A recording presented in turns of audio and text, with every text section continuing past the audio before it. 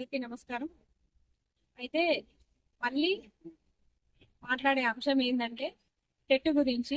ఎందుకంటే త్వరలో మళ్ళీ టెట్ నోటిఫికేషన్ రాబోతుంది కాబట్టి టెట్లో కొన్ని మార్పులు జరగాలి అని మనం బీఎడ్ వాళ్ళం అందరం కోరుకుంటున్నాం కాబట్టి ఈ వీడియో చేయడం జరుగుతుంది. అయితే టెట్లో పేపర్ త్రీ అంటే మనకు ఆప్షనల్ గా మనము టీపీటీ చేసిన వాళ్ళము, అలాగే కొంతమంది బయోసైన్స్ వాళ్ళు కూడా వాళ్ళు మ్యాథ్స్ పేపర్ రాయాల్సి వస్తుంది. ఇట్లా చాలా మంది ఇబ్బంది పడుతున్నారు. ఇప్పుడు నేను టెట్ లో సోషల్ చదవాల్సి వస్తుంది 60 మార్కులు. టీపీటీలో సోషల్ ఉండదు కదా, ఓన్లీ తెలుగే ఉంటది.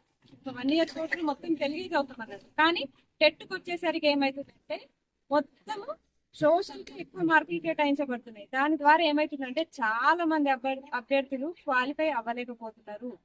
అందుకే క్వాలిఫై అవ్వలేక చాలా ఇబ్బంది పడుతున్నారు, బిఎస్సికి ఎలిజిబుల్ అవ్వలేకపోతున్నారు.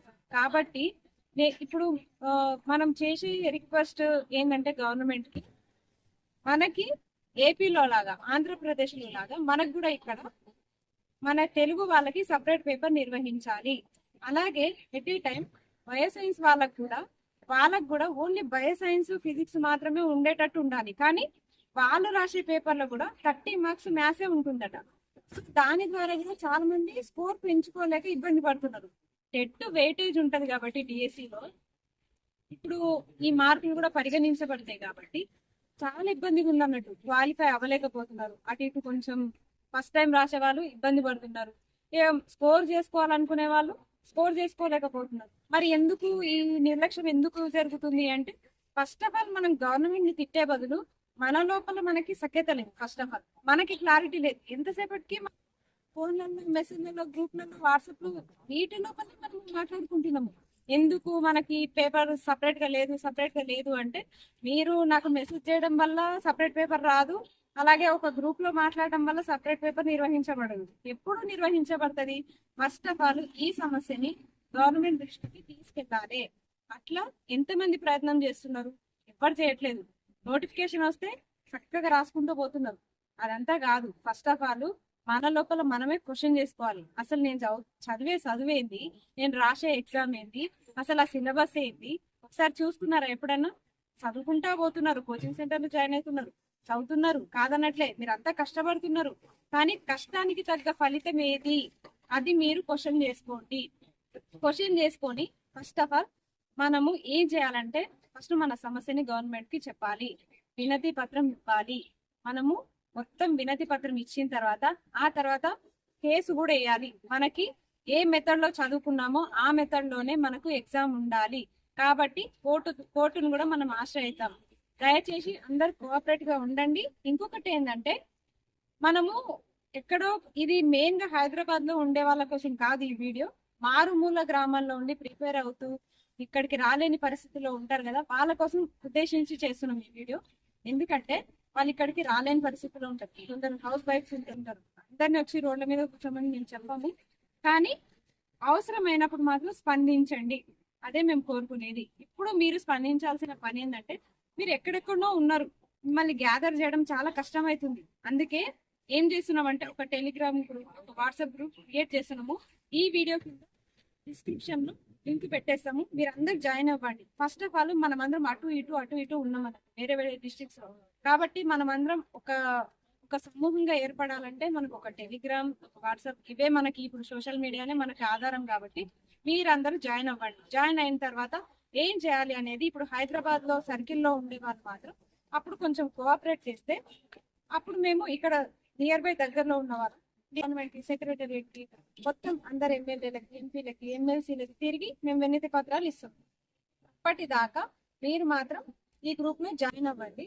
ఇదేదో కావాలని మిమ్మల్ని అక్కడి నుంచి ఇక్కడిని పిలిపించాలి, ధర్నాలు, ముట్టడిలు ఇవన్నీ పెట్టి కేసులు పెట్టించుకొని ఇదంతా ఇబ్బందులు.